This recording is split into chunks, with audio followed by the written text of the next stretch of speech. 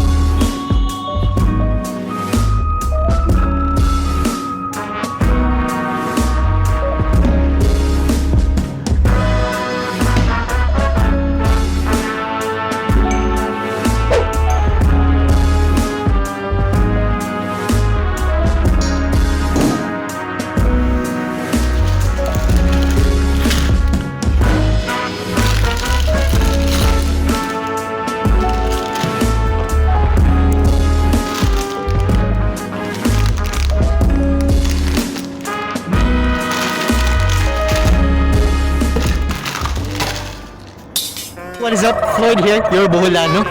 Karon medyo luya ang adlaw kay wala pa sweldo, then noodles lang luya kayo. So today, ang storya na to is about cost of living as a single diri sa Dubai. Then first we have to talk about sa accommodation, pagkaon, bills, imuhang cellphone, pila ang imong maipadala, pila imong ma-save, personal maintenance nimo nga magasto, then ang imo pang ma-save nimo as ikaw. So first thing you have to know is ang accommodation. Accommodation diri sa Sharjah is medyo barato siya kumpara sa Dubai. Diri makakita ka og 700 partition siya. Apil na siya ang og makaswerte ka, makakita ka og kanang all-in na siya, apil na ang kuryente, tubig, og wifi. Then og compare mo sa Dubai, ang 700 is makakita ka og kanang bed space lang. So medyo mahal siya. Og kanang istorya ta og naa kay partner. So makakuha ka og partition sa isa ka room, ma-divide siya og duha. Partition siya pero pwede couple, like na kay kauban or partner. Nasa mga 1-2 all in siya. Og Dubai kumpara nimo sa mga 1-4. Pero separate na ang tubig ug kuryente.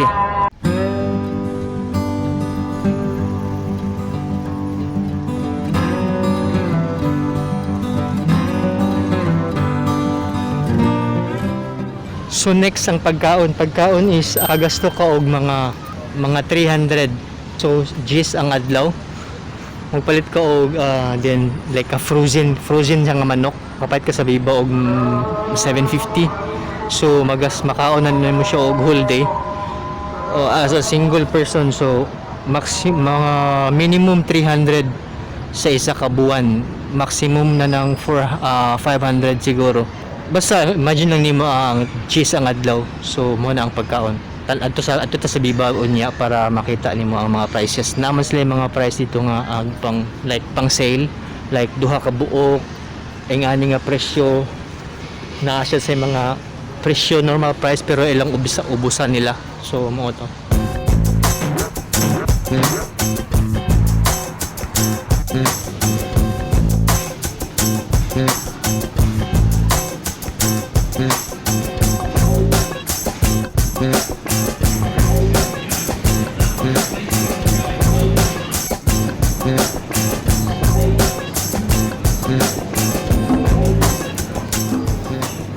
Sunod na tong istoryahan is about sa imong mobile load nimo. Okay, maximum is makapaload ko og 10 lang yun siya sa kabuan. Mostly gamit na ko is ang wifi sa balay. Sa trabaho na ko is bali gamay ra kayong oras para makapagpahuway. So abot sa bay mga 1 hour, 2 hour Facebook, YouTube. Mao lang yun ang akong mawad. So kani siya ang medyo kung gusto ka magpa-load na siya masin sa gawas balik pili lang kani siya. So na choices nimo na kay choices nga or ay taas and then apply nimong number then next minimum is 10 pero na yung uban is mudawat laong 5 ang minimum is 5 so insert nimo ang kuan then next basta mo na siya ang isa sa pwede ka makapamaload diri sa.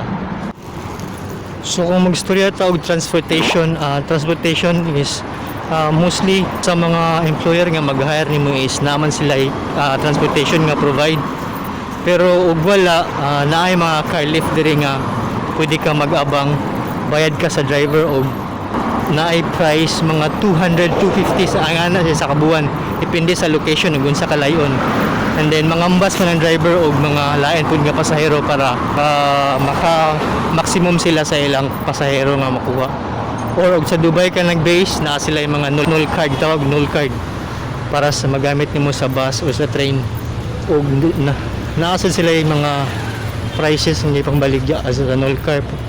Kung inside sa Dubai lang ka naay sila mga unlimited nga null card which is pero magbase depende sa zone ug naa ka sa green line lang nga zone naa sila price ana green line or red line nga zone naa sila price ana depende sa zone nga mosulod nimo. So sa Dubai is null card ang gamit nila sa transportation.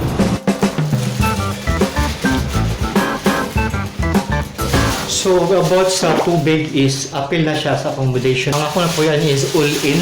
So apil na ang tubig o kuryente.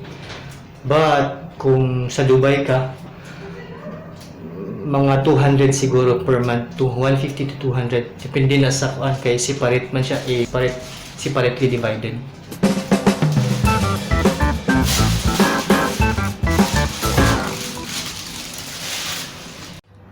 Personal maintenance, sabon, shampoo, toothpaste is about sa akong gupit is upaw lang na ako razor magamit. So ako lang magtupis ako every week magpa-upaw ko para neat siya tanawan and only isa lang style. Napalit ako ang razor is 50. So gasto na ako every month na is nasa mga 50. Health insurance covered na siya sa company na sila health card nga gihatag. Bless kayo nga hindi wag yun ako nagamit sukad-sukad. And last is ang pagpapadala. Padala ko niya permente o para sa iya.